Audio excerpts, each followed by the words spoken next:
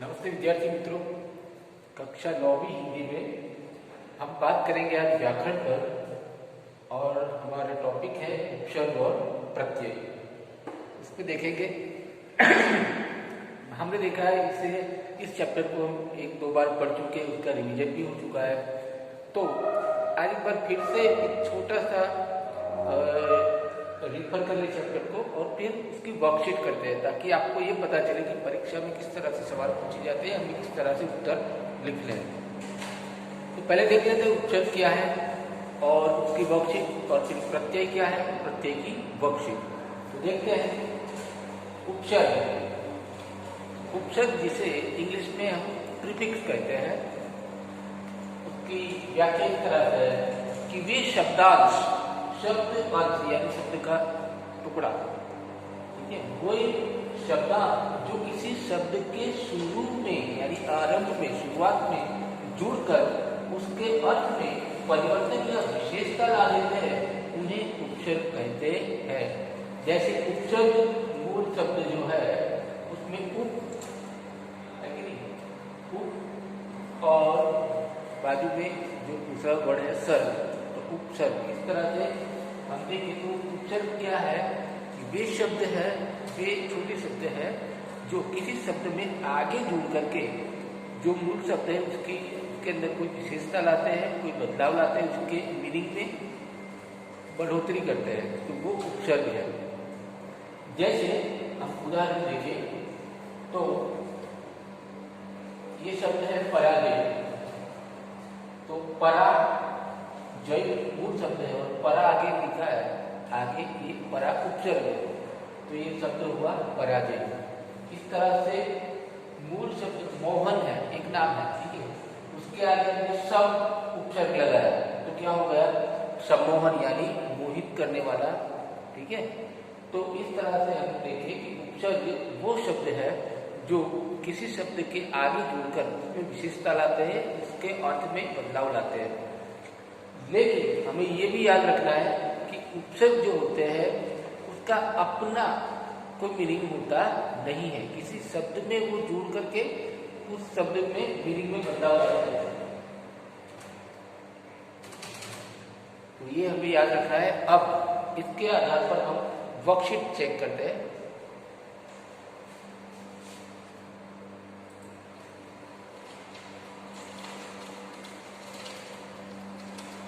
उपसर्ग तो पहला है कुपुत्र शब्द में प्रयुक्त उपसर्ग है, तो क्या होगा, पुत्र, कु, कुप या कोई नहीं, कौन सा उत्तर होगा,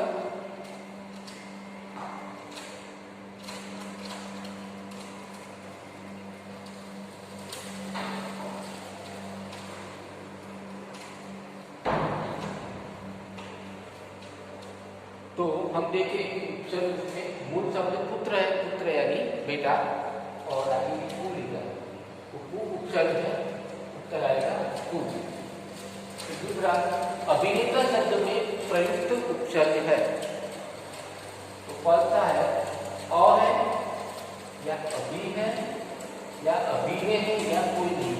तो हम देखें कि मूल शब्द क्या है, तो नेता है, ऐसे शब्द होने चाहिए जिसका कुछ मीनिंग होता हो, तो ऐसे वर्ड वो है नेता, तो उसके आगे जो है वो उपसर्ग है कि अभी उपसर्ग है। इस तरह से आगे हम देखें तो इसी तरह से तीसरा सवाल, अपमान शब्द में प्रयुक्त उपसर्ग है, कौन सा होगा, अप, आप या अह या कोई नहीं। में आप देखिए कि मान, मान यानी ऑनर, तो ये एक मीनिंगफुल वर्ड है, तो उसके आगे कौन सा है, ये अप, वो क्या है, उपसर्ग है, तो पहला क इसका उत्तर है, सही उत्तर। आगे देखिए बेईमान शब्द में प्रयुक्त करते हैं, बेईमान में देखिए हम तो मीनिंगफुल शब्द कौन सा है, तो हम देखेंगे कि ईमान है ना, ईमान जो है वो एक मीनिंगफुल वर्ड है, तो उसके आगे जो है क्या लगा है, बे उपसर्ग है, तो हम लिखेंगे क उत्तर है उसका, बे उपसर्ग है। इसी तरह से हम देखिए आगे स्वच्छंद शब्द में प्रयुक्त उपसर्ग है। स्वच्छंद में कौन सा आएगा? स्व या स्व या स्वच्छ या कोई नहीं। तो इसमें हम देखें कि स्व जो है वो उपसर्ग है। इसी प्रकार दूसरे उदाहरण देखें।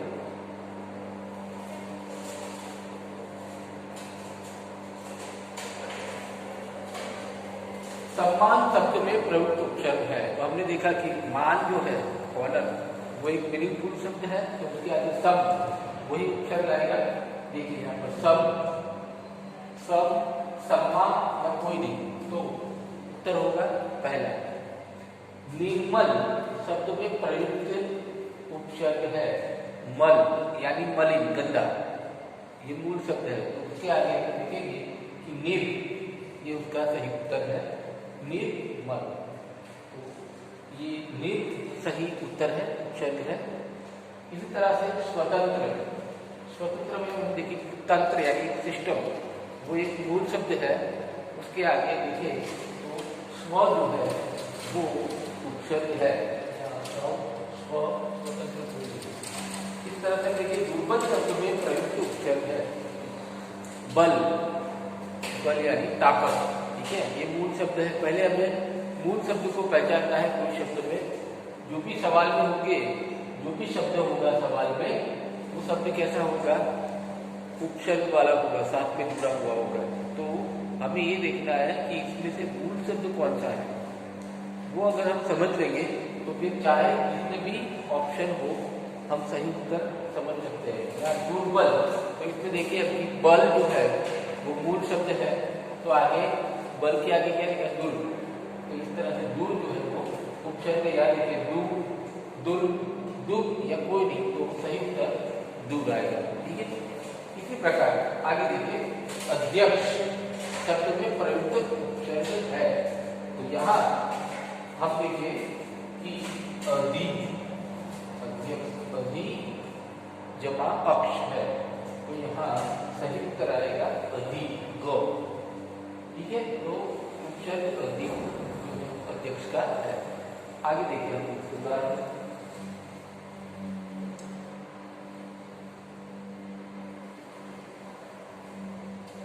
पांच उदाहरण और देख लेते हैं। अत्यधिक शब्द में प्रयुक्त उपसर्ग है अति और अधिक। यहाँ अति और अधिक शब्द, यहाँ अधिक शब्द हमें पता है तो उसके आगे अति जोड़ा गया है। तो इस तरह से अत्यधिक में उपसर्ग अति है। इसी तरह से संगम, संगम में प्रयुक्त उपसर्ग है, कौन सा होगा? मूल शब्द गम है और हमने संगम। इस तरह संपूर्ण शब्द में संपूर्ण, पूर्ण यानी कंप्लीट, तो सम इसका सही उत्तर होगा। इस तरह से निबंध, बंद इसके आगे नहीं है, तो इस तरह से हम देखें कि निबंध शब्दों के प्रयोग जैसे निब, नींबू, नी या अन्य, तो ये नी, जिसमें कोई बंधन नहीं है, ऐसा निबंध, नी उपसर्ग है। इसी तरह से उत्थान, उत्थान यानी डेवलपमेंट, तो उत्थान शब्द में प्रयोग उपसर्ग है उत् या कोई नहीं, तो यहाँ आएगा उत्। ओके, अब आगे हम बात करेंगे प्रत्यय। प्रत्यय किसे कहते हैं और उसके सवाल जवाब।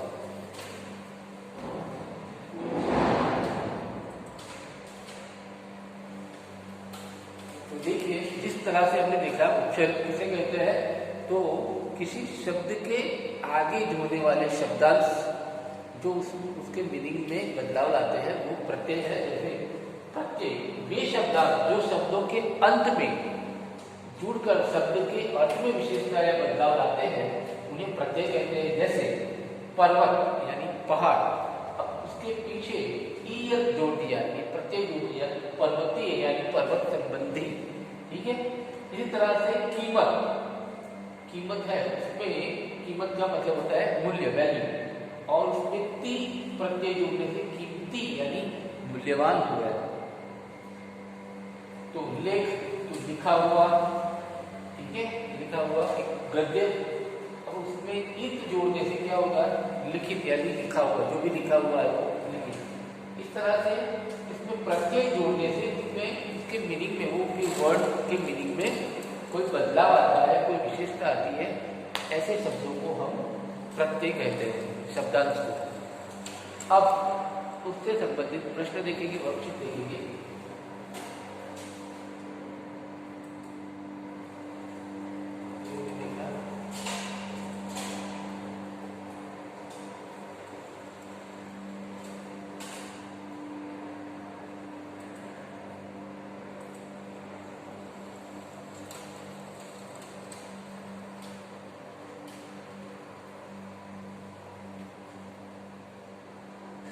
अच्छा, ये है, और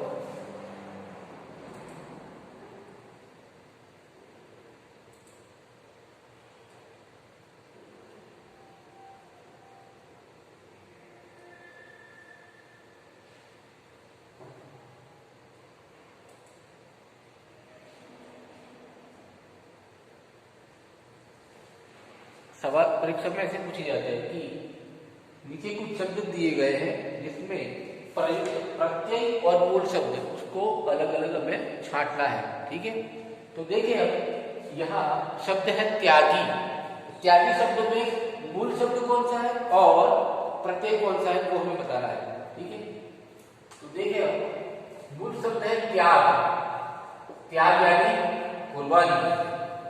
कुर्बानी ऊपर वाले को पसंद होती है, तो त्याग मूल शब्द है। इसमें क्या जुड़ा हुआ है, क्या जुड़ा हुआ है, प्रत्यय ई, ठीक है, और वो बड़ा ही है, तो त्यागी, ठीक है, ये मूल शब्द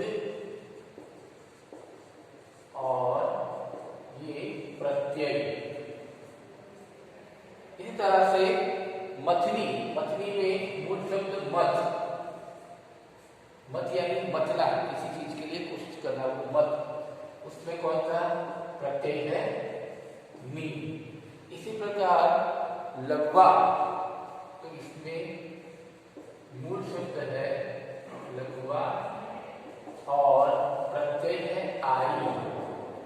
इसी प्रकार लकड़हारा, लकड़हारा शब्द जो है उसमें मूल शब्द है लकड़ी जमा हारा। इसी प्रकार भुलावा में भूल जमा आवा, ये प्रत्यय है। इसी प्रकार बुढ़ापा, बुढ़ापा में बुढ़ापा। इस प्रकार प्रत्यय हमें बताने हैं अलग से, और मूल शब्द को भी अलग से बताना है।